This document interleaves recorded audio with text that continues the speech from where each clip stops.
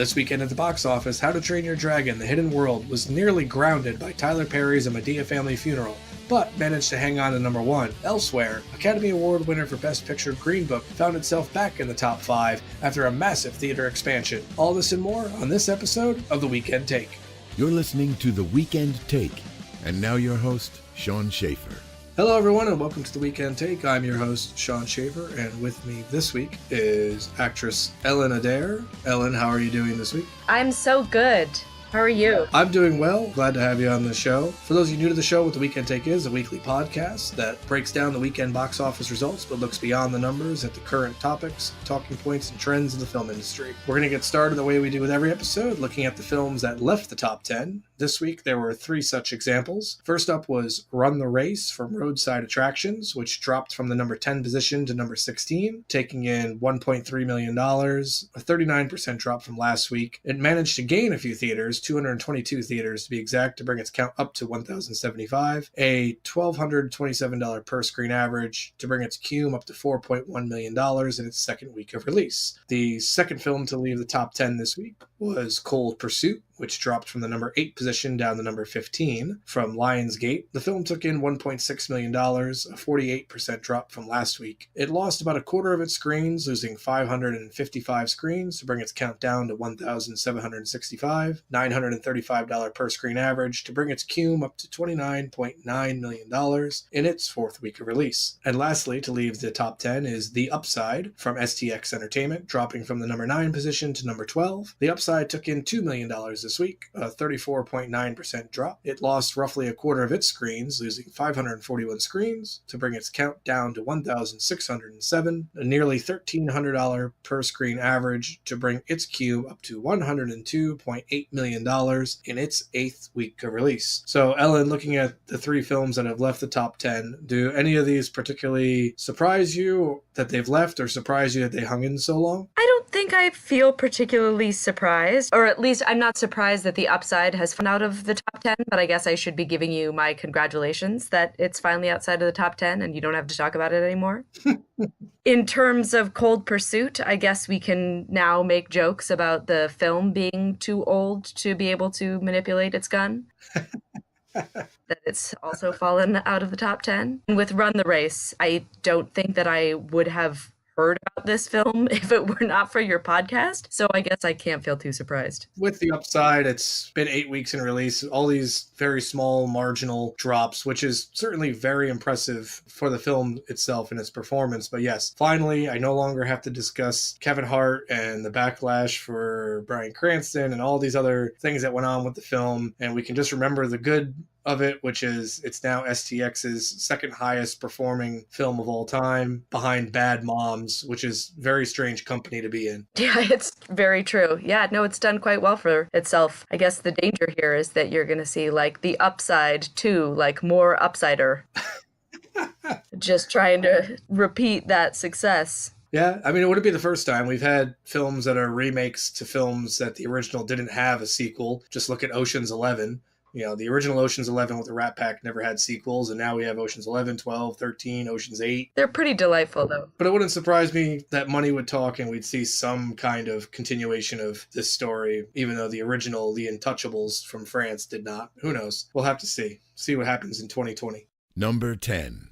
All right, so we're going to get into our top 10 now, and starting at number 10, down from number 7 is Happy Death Day to You from Universal, taking in $2.5 million, a 48.5% drop from last week. The film lost 881 screens to bring its count down to 2,331, just under $1,100 per screen average, and it's brought its cume up to $25.2 million in its third week of release on a $9 million budget. So, Ellen, looking at Happy Death Day to You, even as of this recording, its third week in release, at $25.2 million, it still has not even reached the opening weekend of the original Happy Death Day. So what are your thoughts in terms of Universal's strategy or lack thereof, or possible reasoning why we released the original in October, very successful, over $100 million worldwide. Now we go into making a sequel and we just dump it in February? Yeah, I don't know. Not having seen it, I don't know if it falls short of the quality of the original. And so if that was part of their feeling like, oh, actually, we're not as proud of this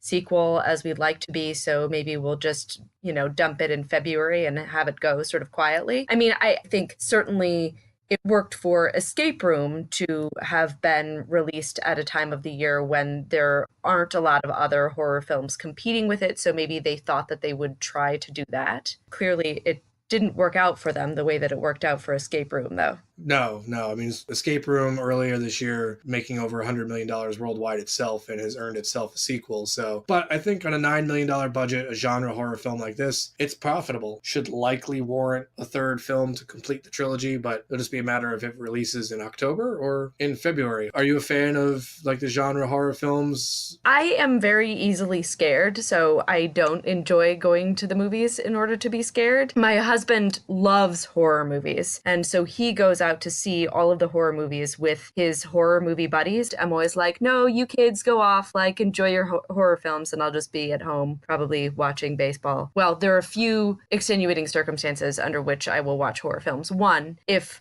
my husband tells me it's actually not that scary and it's a really good film and you could deal with it, and then I will watch it. Like I watched Get Out, but only do that knowing from him that it wasn't too scary. I would have been too afraid to like go to the theater and watch it for the first time without it being essentially vetted for me by my husband. And I will also watch horror films for research because it's always important to watch things as an actor. And it's funny, I've always said that I'm very willing to do horror because I would just like to use my ability to be very easily scared for good rather than for evil, I guess. But I had a thought, which is I wonder with this sort of Groundhog Day aspect of Happy Death Day, and one would presume Happy Death Day to You, and Russian Doll, if they were worried that people would start to have a Groundhog Day experience of this trope. And if they were like, Russian Doll is going to be released, we better release this now rather than releasing it later. Given that Russian Doll is a series, there's more content and more hours of that content for viewers to watch that definitely is in the same vein as something like Happy Death Day and Happy Death Day to You. So, I mean, that certainly is a possibility. Yeah, maybe. Partly because it's so clearly just baffling as to why they did it the way that they did it. So we're just grasping for explanations. So the question I was going to ask you was in relation to horror films and your husband vetting them for you. Has he ever pulled a fast one on you and told you, no, this isn't scary at all, and then it's terrifying? Divorce would be in his future if he did that. So no. I mean, I'm kidding, obviously, but no, he just wouldn't do that to me. And also, it takes a lot for him to convince me to see a film. He has to tell me it's really not scary and it's really good and you should really see it. And then after a few months of him being like, you should really see this, it's really good, then I might say, okay. Yeah, statistically speaking, it would be hard for him to pull a fast one on me, is I guess what I'm saying. Number 9. Moving on to the countdown now, we're up to number 9, and down from number 6 this week is What Men Want from Paramount, taking in $2.7 million, a 48.6% drop from last week. The film lost 371 screens to bring its total down to 2018, just over $1,300 average per screen, and it's brought its cume up to $49.6 million in its fourth week of release on a $20 million budget. So, Ellen, are there ever times that you are hoping or wishing that you could possibly hear the thoughts of your husband or men in general? Does that make, this film, I guess, a worthwhile follow-up to What Women Want, which had Mel Gibson and Helen Hunt? It has never occurred to me as something that I would want. In generally, I just think that mind reading other people seems like more of a curse than a blessing. If I were to pick special abilities, it would definitely be like teleportation or this sort of Matrix-style ability to learn something really fast by somebody just inputting the technology into my head. If I knew what everybody around me was thinking, I would probably live an unhappier, less peaceful life. I guess in real life, it doesn't strike me as a comedy. That said, I haven't seen either of these films. I didn't see the original film because when it came out, I was mildly offended by the premise. To be clear, I wasn't like outrage culture offended that it existed. It takes a lot for me to be mad that a piece of art exists. I was just like, I don't need to see that. And I think that's just because I always just want to see people as people and not as genders.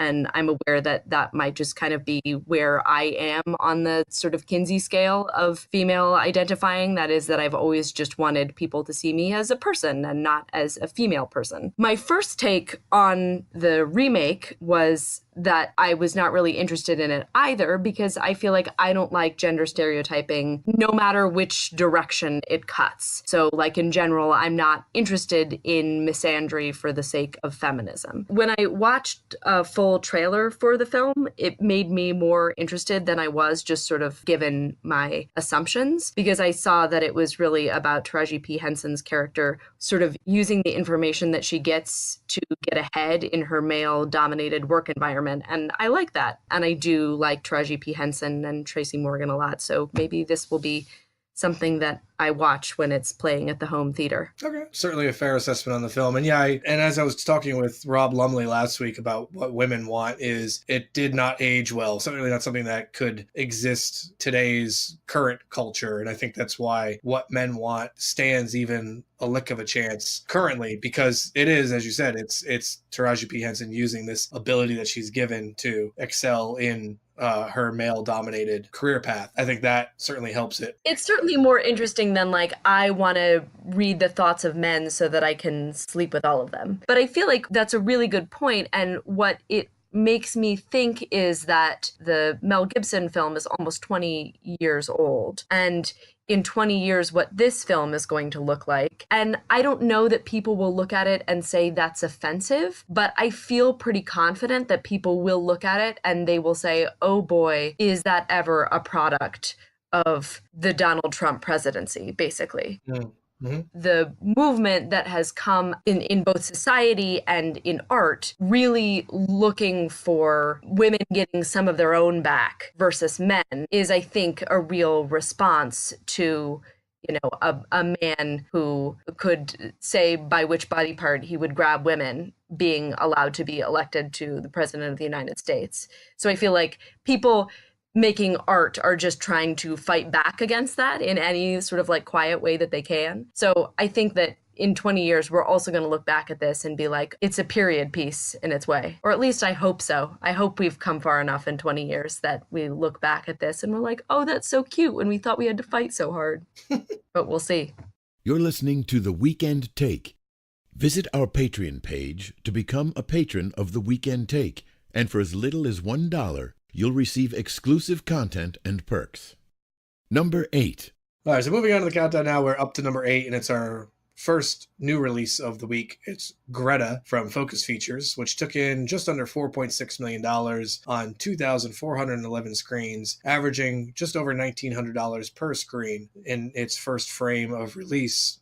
This film, I don't particularly know a whole lot about based on what I've read, and I've seen the trailer. I get the feeling that it's a bit of a thriller and plays in the horror genre itself, but I don't know too much about the film. Ellen, do you know much about Greta or what you've seen of it? Not much more than you. Yeah, I've seen trailers, just sort of enough to be like, oh, that's probably not going to be a priority for me. Just given that, yeah, it looks like it's sort of in the thriller horror genre. What I do really like is seeing a female-driven story, you know, that it's about this younger woman and this older woman. It looks to me like it's, you know, almost all of the entire film is going to pass the Bechdel test, which I like to see. So I'm glad that it exists. And I've heard that Isabelle Huppert is great in it. So, I mean, maybe if Eric goes to see it and he's like, oh, you'll really like the performances and it's actually not that scary, maybe this will be one that I see at some point. Yeah, the only other thing that sort of does catch my eye about it is that I do really like Neil Jordan, the director, though I'm mostly familiar with he's an Irish director with his work that's sort of set in and about Ireland, like Michael Collins and The Crying Game and The Butcher Boy. So he's a writer too. He wasn't the writer on this. I think if he were maybe the writer and the director, I'd be a little bit more interested in seeing it. Still, I'm glad it exists. is my review of Greta, but I'm a scaredy cat, so I might not see it. My main interest in checking it out was that it was from Focus Features, who lately have finally come around to putting out films that I'm genuinely interested in seeing again. I was not aware that Neil Jordan was directing it, and the films that you've listed off that he was a part of are all films that I enjoy. So that's definitely a big selling point to me to check it out as well. And I really do like Chloe Grace Moretz. I think watching her grow up on screen the way that I have, that she's just turned in great performances in most everything that she's done. So it's just, for me, kind of going back to the idea of horror and thriller films, like it's got to be something that, you know, you're in the mood for. And like, I'm not in the mood for horror films or thrillers all year round. There's certain times that the mood strikes me, and March isn't one of them. What, you don't want to see a St. Patty's Day horror film? Not unless they put out a new Leprechaun movie that's... Number 7. So moving on to the countdown now, we're up to number 7, down from number 5 this week, is Isn't It Romantic from Warner Brothers, which took in $4.6 million, a 34.8% drop from last week. Losing just a small amount of screens, lost 119 screens to bring its count down to 3,325. The film averaged just about $1,400 per screen and has brought its cume up to $40.3 million in its third week of release. Isn't It Romantic finds Rebel Wilson as a woman who wakes up inside of a romantic comedy, which I felt the premise was fun and interesting and could provide a lot of good comedy. And also, as I've talked about in weeks past, this idea of a film being self-aware, being able to poke fun at it. So we talked about horror films. How about romantic comedies, Ellen? Are romantic comedies something that you're interested in? Oh my God, I'm such a negative Nelly because I hate romantic comedies. I promise I don't hate on everything in life, but yeah, I really don't like them unless it's like a period piece romantic comedy. However, that being said about this film, when I saw the trailer, I was like, oh, I could be into that because I hate romantic comedies. I mean, just in general, I've found that I avoid them because they'll make me very angry.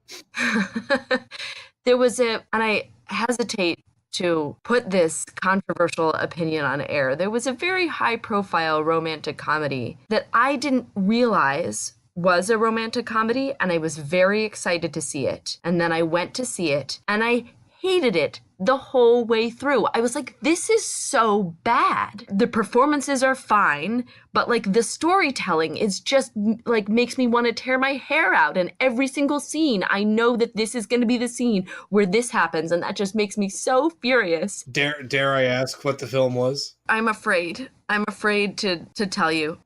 It was Crazy Rich Asians, which I'm like so happy for the film that it was made and completely want Asian actors to be better represented. And I want them to have their own stories, and I want them to be not a token. I want them to be the central part of the story. I want to see a film that's just Asian actors. I want it to be a better film. Asian actors, I want a better film for you. And I understand that it's sort of like baby steps and it's an important thing that exists. But I have this opinion about many works of art. You know, for example, I hate Madame Bovary. I understand that it was a very important novel in terms of what it did for authors who came after it that I really like. But like, I read Madame Bovary and just hated every single page of it. You know, I'm still glad that Flaubert wrote it, and I'm glad that they made Crazy Rich Asians, and I understand that I might get all kinds of hate for saying that I really didn't like Crazy Rich Asians, but it was just bad for me. You went into it with one expectation, and when that expectation was not met, because you were expecting, I imagine, a very different film. Expectation is such a very large percentage of enjoyment in terms of like going to view a piece of art. Because I think plenty of times I can go in being like, I'm gonna love this film, and I feel like I will end up being disappointed mostly because I thought I was gonna love it going in. That doesn't always happen. But it happens more times than I'd like to admit. I think that's a perfectly valid response to it. I mean, especially if you're not a fan of the genre to begin with, it's not that you're holding it against this particular film. It's a genre thing. You don't particularly care for romantic comedy. So, you know, I don't think anybody will see it as a slight against Crazy Rich Asians as a film. It wasn't for me. I think in some ways, anticipation of a thing is always greater than the thing itself, in addition to things that you're dreading. You know what I mean? Like dreading a thing is almost worse than than actually experiencing it. That unfortunately, I feel like tends to damage our enjoyment of things that we're meant to enjoy more often than not. So for Isn't It Romantic now moving forward, I mean, it's still faring pretty well. I thought for sure after Valentine's weekend that was going to be the run of its course. But given that there's currently nothing else in the market that is what I would consider a date movie. I mean, what men want possibly just to kind of have a laugh together and look at your significant other like, yeah, you do that. Small drop for Isn't It Romantic, hanging in there pretty well. It's got a good cume, so I would see it. But the upshot of my, I hate romantic comedies is that I think I would enjoy a film that just, makes fun of romantic comedies the entire time. Number 6. All right, so we're going to move on in the countdown now. We're up to number 6, down from number 4 this week, is Fighting With My Family from MGM, which took in about $4.7 million, a 40% drop from last week. It managed to pick up about 144 screens, to bring its count up to 2,855. It averaged just over $1,600 per screen and has brought its cume up to $14.9 million in its third week of release. Fighting With My Family from MGM takes a look at WWE superstar Paige and her career and coming up through her youth and into getting an opportunity to live out her dream and be in the WWE and the people that she meets along the way, namely Dwayne Johnson, who wrestling fans will also know as The Rock, who gets to kind of take a step back in time to around the time period that Paige first joined WWE, where he could still be The Rock as well as box office superstar Dwayne Johnson. So with Fighting With My Family, Ellen, is this a film that you have a particular interest in? I mean, this is a loosely based biopic. Is the storyline or the fact that it's a biopic or any of these things that may interest you in checking it out? Yes. So segue from the last one. This is the film on this list that I think I'm the most, that I haven't seen, that I'm the most excited to see. Actually, I tend to not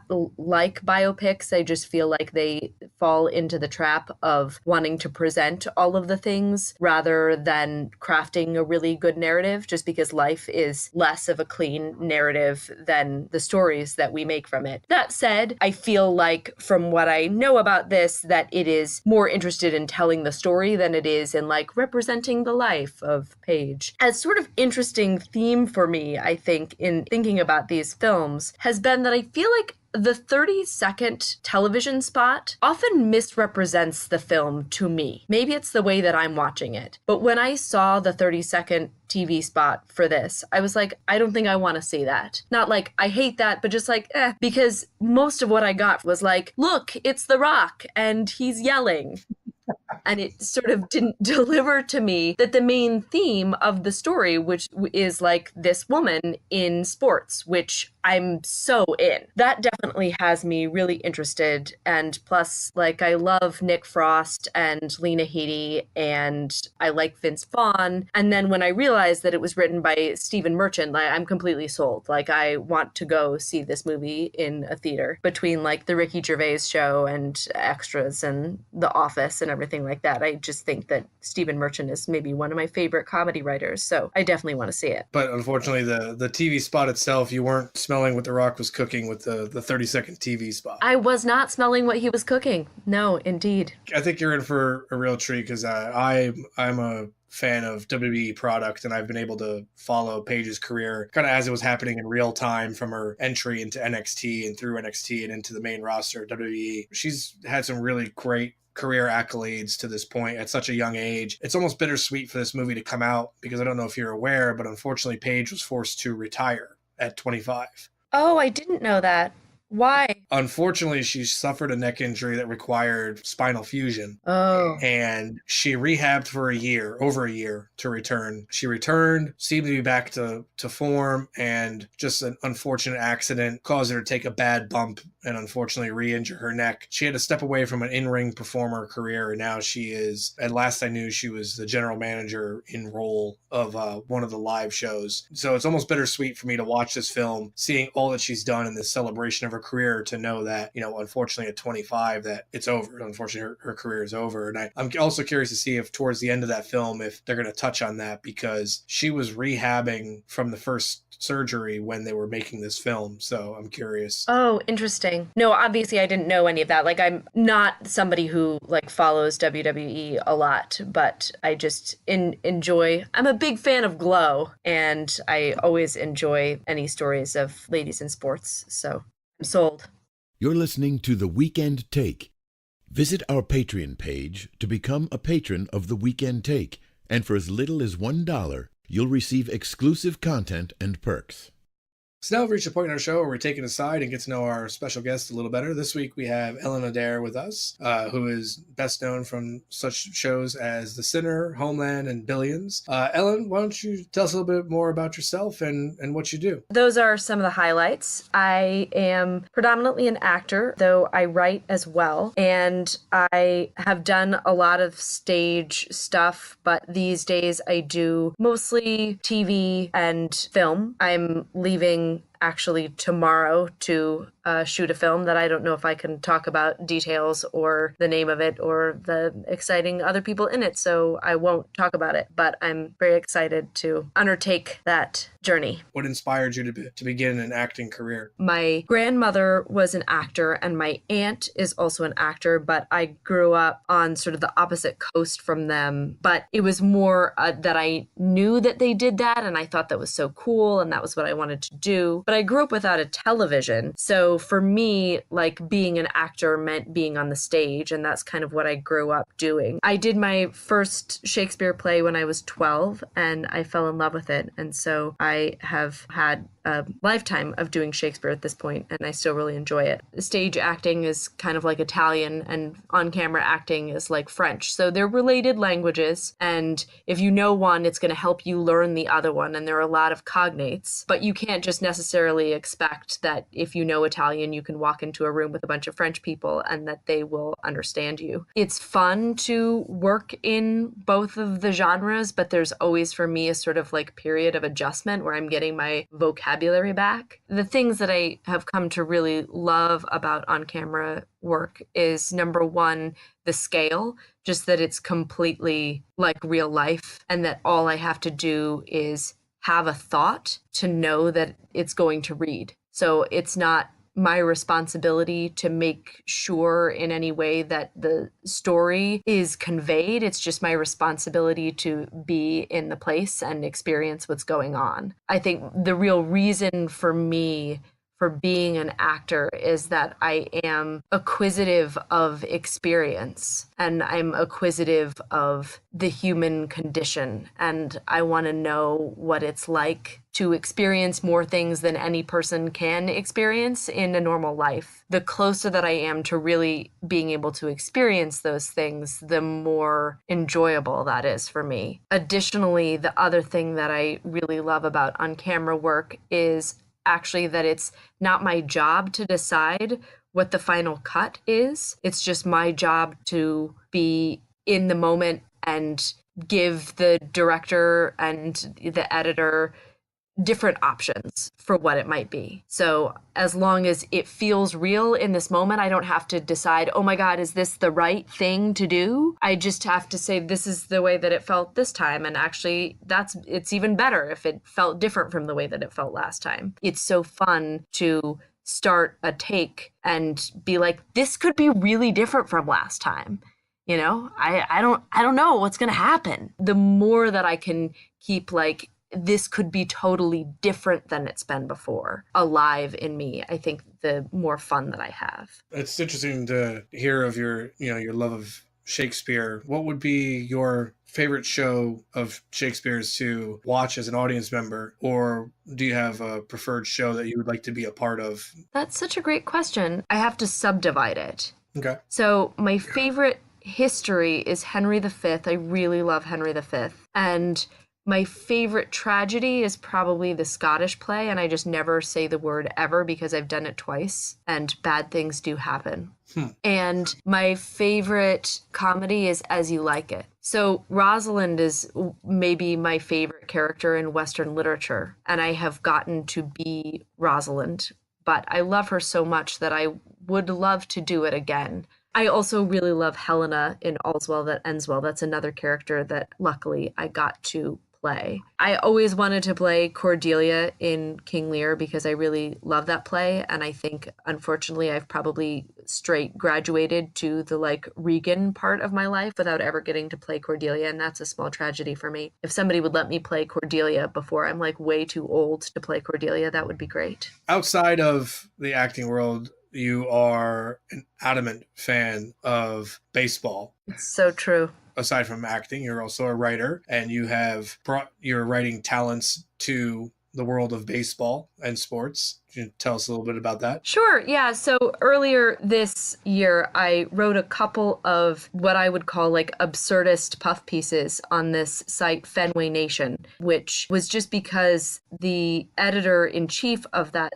site is a Homeland fan and saw me on Homeland and wanted to do a sort of profile of me of like, isn't it crazy that this person that we know from television is a completely insane person when it comes to her love of baseball? So he offered like, hey, would you want to write some stuff in the off season? I wrote a piece on my complex flow chart of baseball allegiances because I love many teams, and then a few articles on my rules for cheering. But the really exciting thing for me, which that was wonderful and I had fun doing it, to sort of like come out of that, is that now I'm actually going to be writing about the Phillies. This is my main team for the turfsports.com. So I'm very excited about that. My first piece dropped on the Turf about like less than an hour before Bryce Harper signed. And the piece was entitled Why Bryce Harper on the Phillies is Good for Most of Us. And I was basically just making the case that of all the teams who were in at that point, that the acquisition of Bryce Harper in terms of his wins above replacement would make the biggest difference to the projected standings. I was at the gym and I saw that it went live. And I decided to stop and like tweet out that I had written this story because I was at that point in my life so sure that he was going to go to one of the teams on the West Coast. And I was like, my story is going to be irrelevant like by 5 p.m. today. But it was while I was doing that the news broke. A number of the other writers on the like Slack channel were like, Ellen, are you Bryce Harper? And I was like, I wish I had $330 million, but no. The writing project for me that is actually more serious, though I'm very excited to be writing about the Phillies for the Turf, is that I've been working on a television series about sports writers, actually, with my friend Chris Carfizzi from Billions. In some ways, this is just fun because I'm like, oh, more research for my television series. It seems that your love of the game and dedication to the sport has made some nice opportunities. I mean, I've seen on social media that you got to sit at the Phillies press conference table and get a jersey and yeah.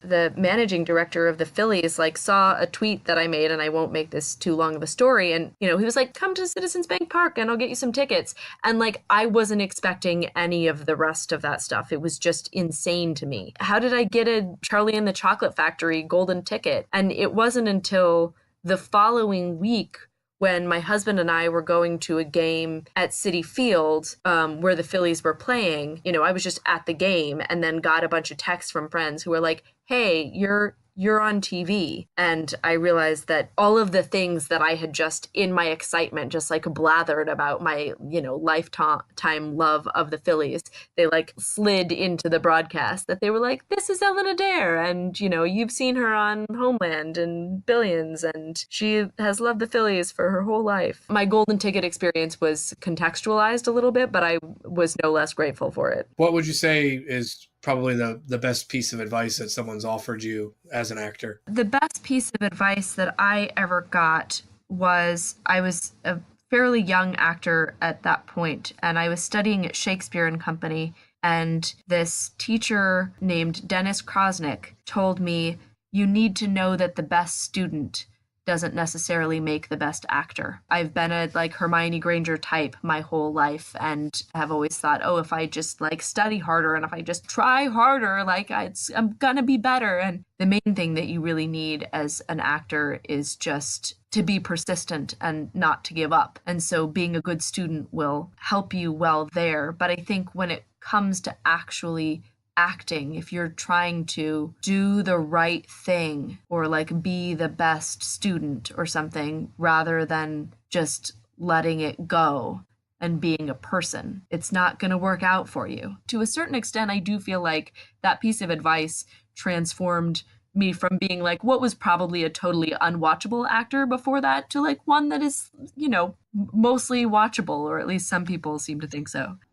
I always think of it like jumping off of a ledge at the start of a scene, that I've just got to jump and know that I'm gonna fly, and I can't know how it happens. I just know that it will happen. I love the way you put it. Say someone's kind of just on the fringe of where they are and where they think they should be as an actor. What would you say to that person if they're listening to the show now? Like, what would be the advice you'd give them? Well, I think, and I sort of hinted at this earlier, but I think the advice that I would give is just, if it's really the thing that you have to do in the world is be an actor, if there is no other choice for you, then just persevere and keep studying and keep going to class and keep watching things and watching people, and it will happen for you. If you keep on refining your eye and your experience of what it means to be a person and your experience of what it means to be an actor, and if you keep being smart about what the business is and you really apply yourself to educating yourself about what market do I want to move to, or I'm in New York and which agents should I target, or, what is my type, knowing how to market yourself. That's all very important stuff. Take some time every single day and do something for your craft. Even if that's like, I'm going to watch this television show that I know has really good acting in it and watch what the actors do. Like, that counts as a thing to do for your craft. That's not to give somebody a homework assignment. It's just to say that I really think that perseverance and not giving up are the most important things that you need to be an actor, because you'll get better if you just keep at it. Do you watch the parts that you play on television or in theaters? Oh, yeah. I watch myself. I mean, I feel like I learn so much from that, because I'm like, I know what that felt like to be in it, and I want to know what it looked like what was the story that I was telling. And I feel like it's hard at the beginning, because inevitably there's this human experience of hating what your face does. I mean, I assume that this doesn't happen to everybody. Scarlett Johansson probably doesn't hate what her face does, or maybe she does, I don't know. But I have a laundry list of things that I hate about my face and about expressions that I make. But at this point, I've just been at it for so long that I am able to just sort of like meditation, when you see a thought and you're like, that's a thought, I'm just gonna let that thought go. That's exactly how it is. I'm like, yep, I hate, my teeth and my forehead, and I'm just gonna let that go and focus on what I'm actually doing. That's great. And for others of us like myself, you get to the point where it's just like, well, I dislike my face enough where I'm going to become a cinematographer and don't have to be in front of a camera ever. Oh, that's ridiculous. Everybody's face has a place in front of a camera. That's my belief. One last little fun thing was 2 weeks ago when I was talking with Solomon and we were discussing the Academy Awards and that. And I said, listen, everybody at some point when they get into this business, they have what would be their acceptance speech for some day. Prove that I'm not crazy. Tell me that you at some point have imagined what an acceptance speech for a major award would be. Yes and no is my answer. Yes, insofar as I have been nominated for awards before, and so have prepared an acceptance speech in case I won that award. Now, obviously, this was not the Academy Awards, but that means that I have given some thought to what my acceptance speech would be in those cases. And the main thing that I've decided is that I think it's always lame to say I didn't have a speech prepared, because clearly they have prepared to say I didn't have a speech prepared. You're nominated for the thing. The thought has crossed your mind that you could win it. When I have been nominated for things, I've been like, it's not going to be me. It's going to be this other renowned actress. That's okay. I'm still going to prepare a speech, because I don't want to look like a total doof if I do win and I have to go up there and then can't remember people's names.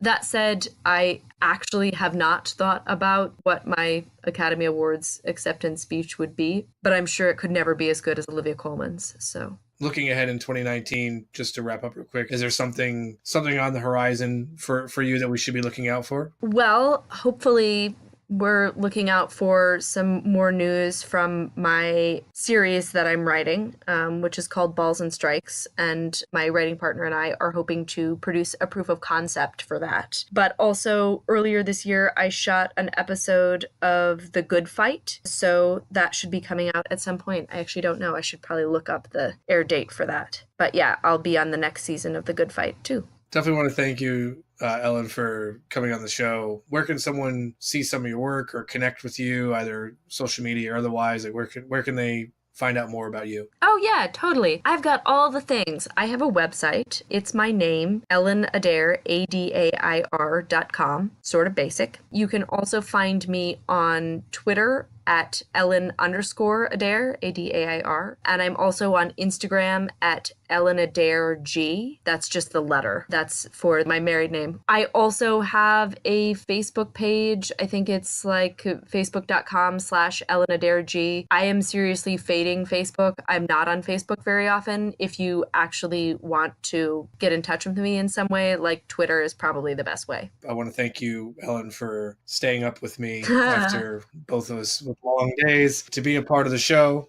And we're going to get back into the countdown now and get some more of your insights on the films. But thank you again, and it's been great having you on. You're listening to The Weekend Take. Visit our Patreon page to become a patron of The Weekend Take, and for as little as $1, you'll receive exclusive content and perks. Number 5. So moving on to the countdown now, we're up to number 5, a film that is up from number 11 following a large theater expansion in the wake of its 3 Academy Award wins, including Best Picture, is Green Book from Universal, which took in $4.7 million, a 121% increase from last week. The film doubled its theater count, gaining 1,388 screens to bring its count up to 2,641, a just under $1,800 per screen average. It has now brought its cume up to $75.9 million in its 16th week of release on a $23 million budget. Now, Green Book was the source of a lot of talk coming out of the Oscars, namely for its Best Picture win. People had their own expectations of what they thought was going to win or what should win. Do you think the Academy got it right with Green Book, and what are your thoughts on the film? Oh, Ellen Adair thought differently as well. I think it is a fine film. The performances are stellar and absolutely make it worth watching. Viggo Mortensen and Mahershala Ali, I love both of them, and they're wonderful in this movie. And the film itself is fine, but I would not put it, for example, on my top 5 favorite/best films of last year. I wasn't surprised that it won. It's a totally typical Oscars that this film won, in my opinion, because it's like a nice feel-good story that can pretend it's about race relations, but actually it's this very sort of safe buddy dramedy. If I recall, there's some swearing in it, but otherwise, like, it could be a family movie. It ends at Christmas, and I feel like people could be like, is Green Book a Christmas movie? I feel like that's a debate that people are going to have. So it's exactly the kind of like adequate that the Academy mostly loves. Now, in my opinion, did Spike Lee get 100% robbed? Yes. The Favorite was my, no pun intended, personal favorite film last year, but I think that BlacKkKlansman was the best film of last year. That's the film that I think should have gotten the Oscar either on its own merits or on the merits of like Spike Lee should get an Oscar. You know, it was... I was just saying, this was a talking point Rob and I had last week was when we were making our Academy Award predictions. I honestly thought the Academy was going to pick Bohemian Rhapsody, but I said that BlacKkKlansman should win. You're right. I think Spike Lee's more than due. I think he had a reason to be upset. I could have seen Bohemian Rhapsody winning as well, because one thing that I feel like happens sometimes, not all the time, is that there's this, in my view, strange confusion about whether something is a good performance or whether it's actually a good film. Mm-hmm. Bohemian Rhapsody was, I think, in terms of the storytelling, borderline bad at times. But Rami Malek was so good, like, to me, just transcendent. invisible. I love him as an actor because I just feel like he completely disappears into the thing that he's doing, and there's no separation at all between him and what he's doing, and that's just otherworldly and the realm that I want to get to as an actor. But it would have made me also furious if Bohemian Rhapsody would have won, because like the film was not good. Like he should have won, and like thank God he did. Sometimes the right thing happens. But I feel like the Oscars themselves, they do this to us. It feels like Lucy pulling the football away from Charlie Brown, you know?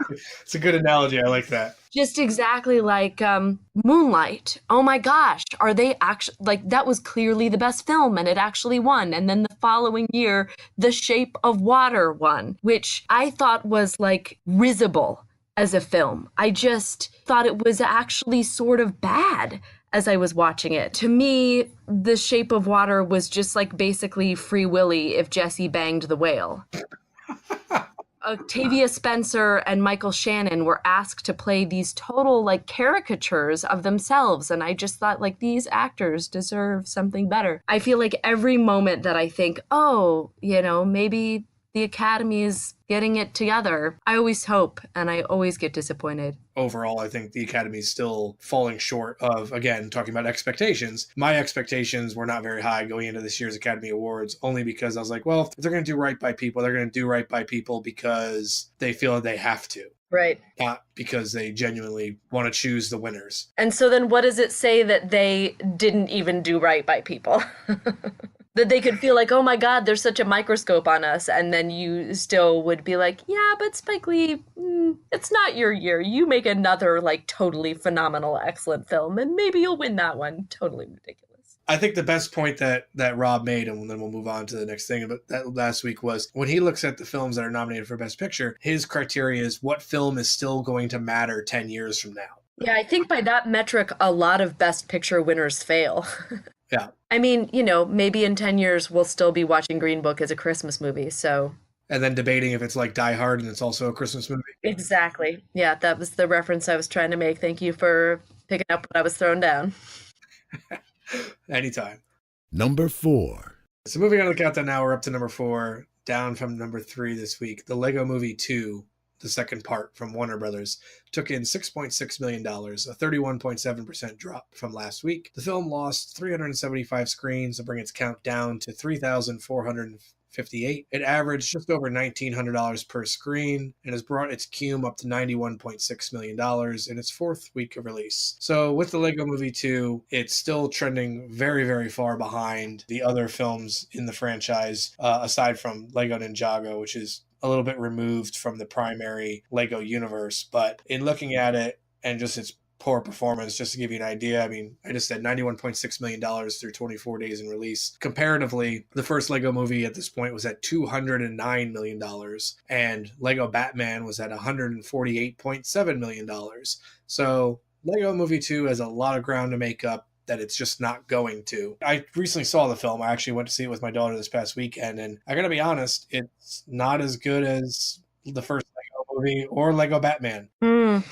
So what do you think, Ellen? Is it time to put the Legos away for Warner Brothers? It seems like maybe it is. I mean, to be honest, I haven't seen any of the Lego films, so like I'm not part of the sample size in any of those figures. But yeah, it does seem to me like they have just released so many films with Legos in them that people are almost like, oh, there's another Lego movie? Wasn't there just a Lego movie? Didn't we already see that? Is this a different film? Because even though I haven't seen them, I've heard that they're very amusing. I haven't seen them on some principle that hate Legos or something. I do tend to prioritize seeing like humans acting just because that's always more interesting to me. In terms of prioritizing my time, I tend to like to go see acting as much as possible. I would like to be the same way, but unfortunately my 8-year-old prioritizes what my time is as far as what I get to go see, because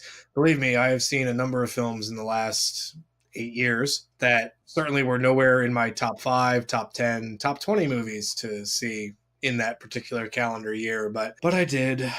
Well, these are the sacrifices that you make as a parent. And like, I'm just a dog parent, which means that I have to spend time watching squirrels that I otherwise wouldn't spend watching squirrels. It's sacrifices I make, but also things that in times of desperation, I could always lord over her. Like, listen. Yes, you're going to take care of me and my dotage because I took you to all 17 of the Lego movies. Yeah. It would be very strange to go to see a movie about a dog with your dog. Like, I wish that they allowed that, actually. Mabel herself, that's my dog, she would be very bored. I don't know that she'd be super into the movie. On the other hand, she likes sitting on laps, so she'd probably be down for the whole excursion. Do you think she would hold up an hour and 40-minute lap visit to watch a movie? Yeah, she probably would. So I just hope, there's some marketing that needs to be done. You need to market dog movies but sell dog tickets to dog owners so they can take their dogs with them.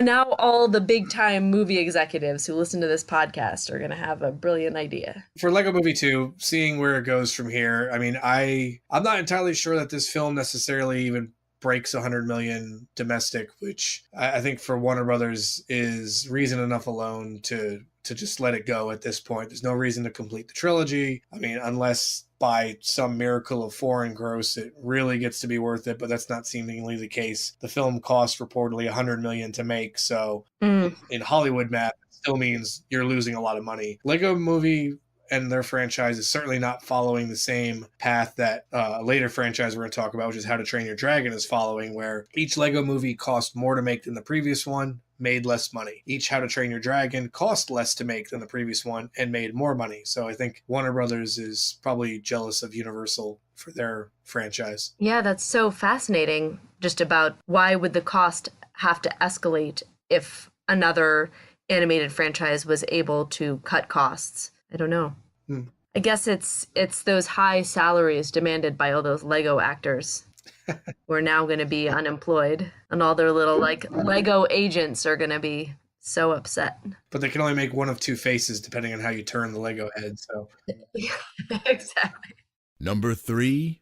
Moving on to the countdown now, we're up to number 3. Down from number 2 this week is Aleta, Battle Angel from Fox, which took in $7 million, a 43.3% drop from last week. The film lost 706 screens to bring its count down to 3,096, a 2,200 per screen average, and it has brought its cume up to $72.2 million in its third week of release on a $170 million budget. Now for Aleta, its saving grace is foreign gross, unlike Lego Movie, where in foreign gross it has made $278.2 million to bring a worldwide gross up to $350.4 million.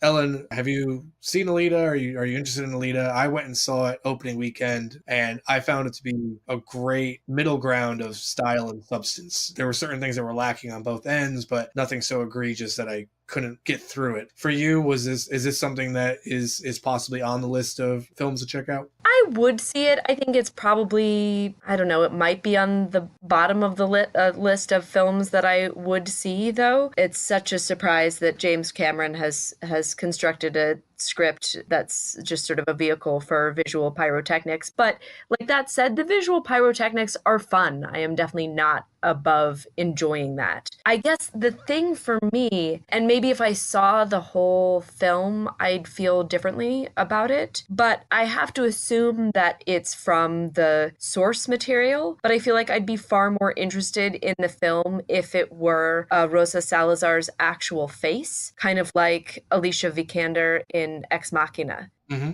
Because in the trailers, I was interested to learn about the controversy about part of what held up the film being that they had to go back in and make her eyes less large. Isn't that right? Am I remembering this correctly? Yeah, so basically what ended up happening was the proportion of kind of iris and pupil versus real estate for the eye. So the white of the eye was so disproportionate that they had to go back and essentially increase the iris and pupil to be more proportionate with the eye, which people felt the eyes were way too big. So interesting, because to me, it's still just this sort of mix of animation with live action. Even when we see something and it's CGI'd and we know it's CGI'd, when there's a face that's clearly an animated face living in the world with like real actors' faces, I don't know, I have a harder time buying the world as a cohesive whole. And if it's the central character, it would be so much more interesting to me, even if it's not a real person, even if it is some kind of a cyborg, like have the face be a real human face so that I know that I'm seeing an actor actually do it. But just, yeah, the combination of sort of animated and live action is weird for me, unless it's Who Framed Roger Rabbit, I guess. Classic. I'd watch it because I love Mahershala Ali, and then given our expectation conversation, I'd probably be disappointed because there wouldn't be enough Mahershala Ali in it to actually satisfy me. He was good in his roles. Even Jennifer Connelly does a very good job. Christoph Waltz. I mean, it's a great cast that's assembled for this film that's all striving to do the best they can with James Cameron's kind of 10-year-old tap on a typewriter script. It works for overseas and foreign markets, but it's just not resonating here domestically in the US. You know, it's so interesting to me, something that you talked about in, I don't remember which podcast it was, but I think it was a while ago, about the notion of American audiences essentially tiring on something before overseas audiences do. Mm-hmm. And that it could be that the gap of time is shortening as we become a sort of like increasingly global, interconnected in our tastes as well as, you know, in our information and our materials and everything like that. But I don't know, maybe Americans are a little bit like, James Cameron. Maybe that's part of what's happening. They're just like, hurry up and give us Avatar 2. Yeah. Because that's not what this is. You're talking about the man who produced the 2 highest grossing films of all time. So I saw those films, and when Avatar 2 comes out, I will probably see it. And I don't know that I'll see Aleta Battle Angel. So I guess the real theme of this podcast is like Ellen Adair, part of the problem. Or Ellen Adair, smarter than the most of us. I don't think that's true at all. You're listening to The Weekend Take. Visit our Patreon page to become a patron of The Weekend Take. And for as little as $1, you'll receive exclusive content and perks. Number 2. So moving on the countdown now, we're up to number 2, which is our second new release of the week. Tyler Perry's Madea Family Funeral from Lionsgate took in $27 million on 2,442 screens. A staggering $11,000 per screen here in its first week of release. And for a short while, going into the estimates of the weekend, especially after the numbers for Friday came out, there was a lot of talk that somehow Madea Family Funeral was going to, as they put in the headlines, because they love puns, slay the dragon and take the number 1 position from How to Train Your Dragon. It didn't do that. It fell short, but still an impressive opening, $27 million, which is right in line with what I predicted last week, because typically the Madea films open with an average of around 25 to 27 million. Here we find it opened on the high end at 27 million. So are you a fan of the Madea character, or? Oh boy, Ellen Adair, part of the problem. I have not seen any of the 476 Madea films because I am not a patriotic American. I have seen Madea Columbus Day or Madea Goes to the Nail Salon. I haven't seen any of them. Are you trying to say Madea is the 21st century Ernest? Maybe. Don't at me. Gotcha. That is what I'm trying to say. Yeah. It's just doesn't look like my style of comedy. But no one that I have ever loved has told me, Ellen Adair, you really need to see Madea buy some new shoes. That's perfectly fine. Also goes in line with Ellen Adair, smarter than most of us. For Tyler Perry, it's certainly a cash cow. He has the material to make more of them. I think just at this point, as an artist, he's certainly ready to move on to greener pastures, I think. I've never had the experience of having gotten to live with a character for that long. I feel like, knowing me, I would probably want to be like, no, this character will never die. I and this character will live forever.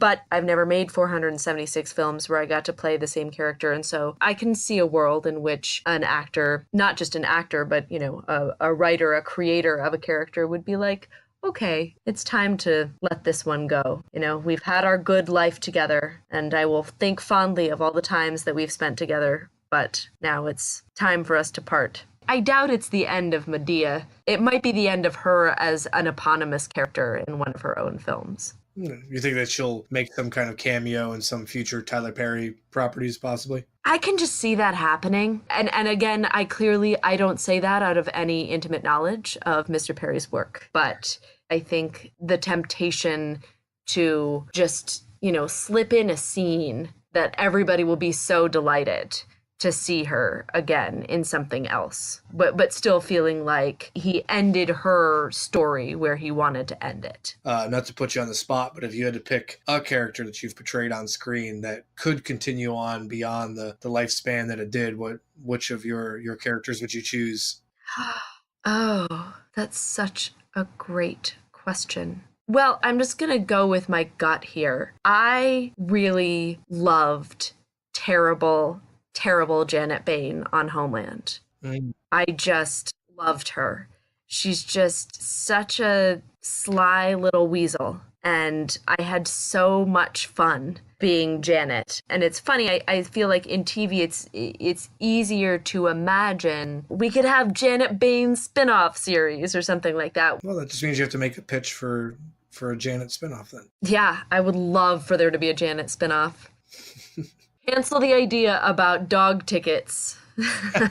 Let's have a Janet Bain Homeland spinoff. But for Tyler Perry and a Madea family funeral, if this is in fact the last chapter of, it's certainly going out on a high note, and I'm sure Tyler Perry has to be very pleased. And going into the weekends ahead, at least in the comedy genre, it doesn't have too much to compete with. So I'm sure Madea is going to rake in a few more big box office dollars looking ahead. Number 1. So moving on to the countdown now, we've made it. We're up to number 1. And at number 1 for the second week in a row is How to Train Your Dragon, The Hidden World from Universal, which took in $30 million this week, a 45% drop from last week. It picked up an additional 27 screens to bring its massive theater count up to 4,286, still averaging $7,000 per screen, and has brought its cume up to $97.7 million in its second week of release on a $129 million budget. How to Train Your Dragon is moving at an opposite course of a Lego Movie, whereas Lego Movie films have cost more to make and have made less money, so less return. The How to Train Your Dragon series has cost less to make and have made more money at each installment. And so here we have another finale, like Tyler Perry's A Madea Family Funeral. This is the finale to the How to Train Your Dragon franchise, making it a trilogy and leaving it at that. In this case, are there story elements or something about How to Train Your Dragon that appeals to you, or does this kind of fall into that animation versus live action for performance discussion? Actually, I saw the original How to Train Your Dragon, whatever year that was, and I enjoyed it. I am an old person now, and that was a while ago, and I don't remember every turn of its plot, but I'm generally like a pro-dragon American, so I enjoyed it, and I remember thinking that it was very delightful. Like, I didn't just enjoy the dragon, I sort of enjoyed the ancillary characters, and so I'm glad that the franchise is doing so well. I don't consider it part of my job to see animated films in the way that I consider it part of my job to see live action films. But I am, I think, just sort of, I don't know, enough of a Hermione Granger personality type that I'm always trying to have fun and do my job at the same time. So that's just why it hasn't been a priority for me to see the second How to Train Your Dragon, and why I think it's probably more likely that I would see other films on this list rather than that one. That said, I enjoyed it, and there are things about the trailer that are very enjoyable. I like in the trailer when the main dragon has met a girl dragon and is doing sort of like dragon mating dance stuff that like Yeah. deeply want to be narrated by David Attenborough. Like, that looks delightful. I'm happy for the success that this franchise is having. They seem to be doing things the right way. They seem to be timing out their films. I mean, who knows if part of keeping their budget down is actually that they're like, it's okay if it takes a few years for this to come out. We don't need the fastest solution. I don't know if that kind of thing applies once you're talking about like a more than 100 million budget, where allowing yourself a little bit more time can save you some money. But I don't know, maybe. Because I'm just super fascinated by the notion that the Lego films keep getting more expensive, and yet How to Train Your Dragon keeps getting less expensive. Because one would think if it was like, oh, well, you know, the animating processes are so much simpler now because technology is better, then everybody would be reaping the benefits from that. But it doesn't seem to be going that way. It's funny you're talking about the timing of everything, and you look at, of course, the infernal triad. You can have it cheap, you can have it good, you can have it fast, and you have to pick any two. Right. Maybe that is part of it, taking your time, because the Lego movies on average are released like 18 months apart. For the How to Train Your Dragon franchise, the first one was released in March of 2010, the second one in June of 2014, and now the third in February of 2019. So there's, on average, just over, 4 to 4.5 years between each film. I guess you have to give these films, if you're in a franchise, time to kind of breathe and get people excited again. And I think How to Train Your Dragon did it very well. I think Lego Movie doesn't do it so well because they look at Marvel and it's like, well, Marvel puts out 1 to 2 movies a year. It's Marvel. And it's different superheroes. It's not like there's going to be a new Iron Man movie every 12 to 18 months. Like, they span those out pretty far. Right. They tell different stories. I think this is the last weekend that How to Train Your Dragon gets to sit atop the box office, because next week, as we're going to get to in a moment, we've got Captain Marvel talking about next week's releases. I think How to Train Your Dragon can still carve a nice place for itself in the top 10 for a number of weeks to come in the family audience. Yeah. I think that this is probably the end of the road for number one. So speaking of superheroes and looking ahead to next week sees only one wide release, and it's Captain Marvel from Buena Vista Disney, which is part of the Marvel Cinematic Universe and a long-awaited part of the cinematic universe, as we see the heroine who is, by last we saw at the end of Avengers Infinity War and Nick Fury's call for help, is coming to hopefully save the day for the Avengers. We'll find out in Endgame. I think there's no question that Captain Marvel will be number one next week, as it's not being opposed by any other wide releases. It is a Marvel film. It's going to be super saturated, opening on over 4,100 screens. So I think it's a pretty safe and fair assessment, wouldn't you say, Ellen, to say that Captain Marvel dethrones, or as writers earlier this weekend were putting, slays the dragon of How to Train Your Dragon? That's just cruel. Think about how cute those dragons are. Yes, I think that there is no question. I am glad that I'm getting such a softball question to answer, because I think it's pretty clear that Captain Marvel will lovingly and lightly set aside those very adorable dragons into spot number 2.